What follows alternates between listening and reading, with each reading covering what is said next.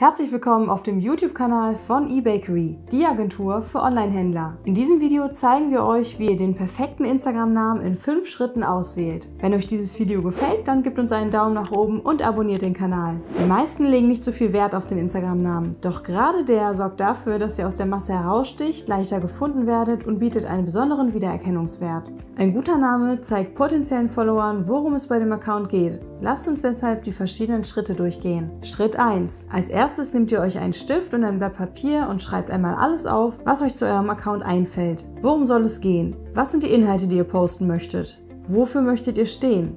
Was sind eure Interessen? Was sind eure Ziele? Dabei geht es noch gar nicht um den finalen Namen. Nehmt diesen Punkt deswegen nicht zu ernst, sondern notiert einfach alles, was euch in diesem ersten Schritt in den Kopf kommt. Manchmal reicht dieser Schritt schon aus, um einen Namen zu finden. Vielleicht entsteht euer Name auch aus 2 notierten Wörtern, die ihr miteinander kombiniert. So war es übrigens auch bei dem Namen Instagram. Er ist eine Kombination aus den Wörtern Instant Camera und Telegram. Ihr könnt dabei übrigens auch Spitznamen von euch notieren. Je persönlicher nämlich euer individueller Name wird, desto größer ist die Chance, dass dieser noch nicht vergeben ist. Schritt 2. Wenn ihr eure Liste erstellt habt und euch dabei noch keine gute Idee eingefallen ist, könnt ihr euch ganz einfach auch externen Input von einem Namensgenerator holen. Auf Webseiten wie SpinXO könnt ihr ganz einfach eure Notizen eingeben, wie zum Beispiel Hobbys oder Zahlen, die für euch eine ganz besondere Bedeutung haben. Viele Vorschläge werden euch dabei vielleicht eher nicht gefallen, aber einige davon geben euch möglicherweise genau den richtigen Denkanstoß. Schritt 3. Spezialisiert euch auf eure Zielgruppe. Fitness, Food, Beauty, Fashion, Music oder Shopping. Das sind alles beliebte Kategorien auf Instagram. Geht eure Liste noch einmal durch und streicht alles, was nichts mit eurem Thema zu tun hat. Vielleicht ist eine Kombination aus den Namen eurer Kategorie eine gute Idee. Probiert verschiedene Wortkombinationen aus. Denkt dabei aber auch nicht zu kompliziert.